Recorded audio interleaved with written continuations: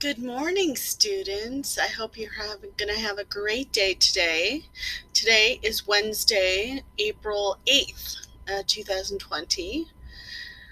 So, for today's Learning Strategies class, let's start by going over your internet scavenger hunt that you did last week for me. The first one you did last week, most people did pretty well at.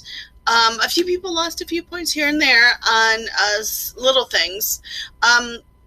One of the commonly questions that people got wrong was not the first one.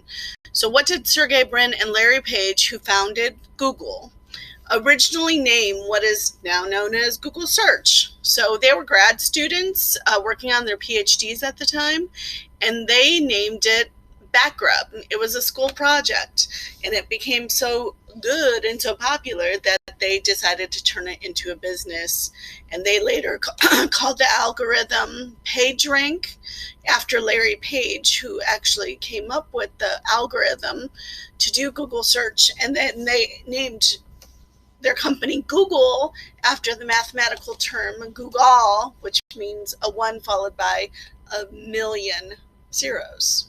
So BackRub was the correct answer for that one. Most of the other ones people did well with. For this one, yes, Philadelphia cream cheese was invented in New York City. And the name for the rumbling sound in your stomach and intestines, when you hear it like rumbling around, and I have it over here to remind me, is Borborygmus. And yes, Charlie Brown's father was a barber. Who knew? All right, scavenger hunt number 2. Most people got the first couple correct. How many grooves does a dime have? 118. Do you know a quarter has 119 little grooves around it as well? What is the dot on top of the lowercase I called? That is called a tittle. So a few people had problems with that one. This was the one that most people got wrong.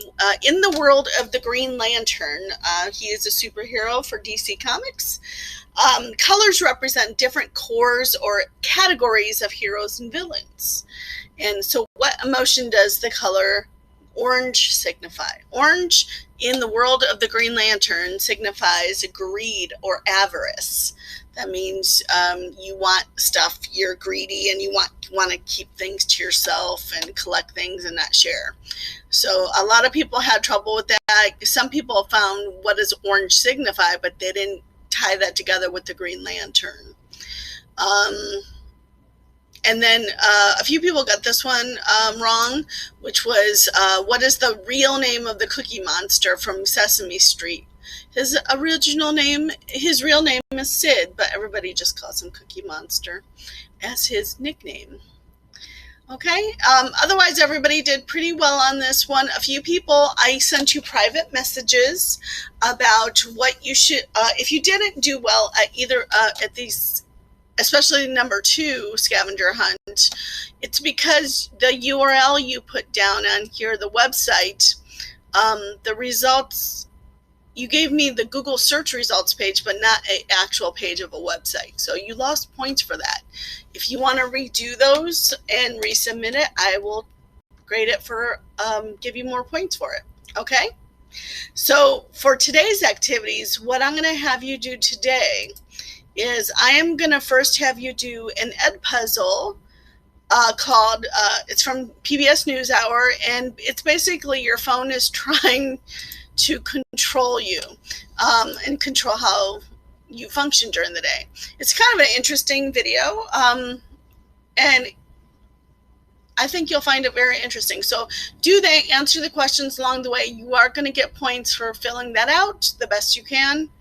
I also have a video based on that video from Edpuzzle.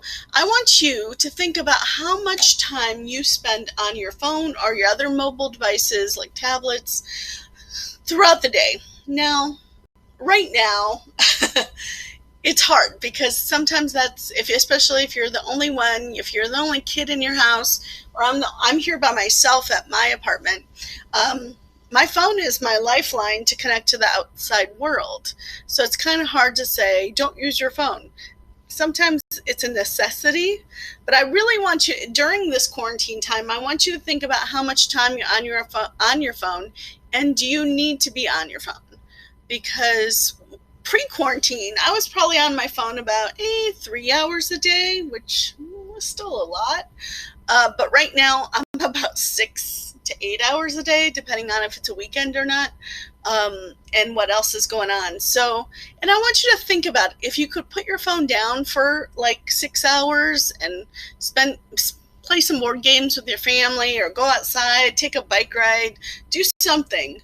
But spend a little time away from your phone, to give your mind a break and give your body a break. From the videos you saw yesterday, you know that tech neck is a considered issue from looking down at your devices, and you're putting that pressure on your neck. And you're actually making these muscles at the front of your neck very weak from looking down so much. They're becoming short. So we have to stretch that neck out. Do some exercises at your desk. Do some stretches.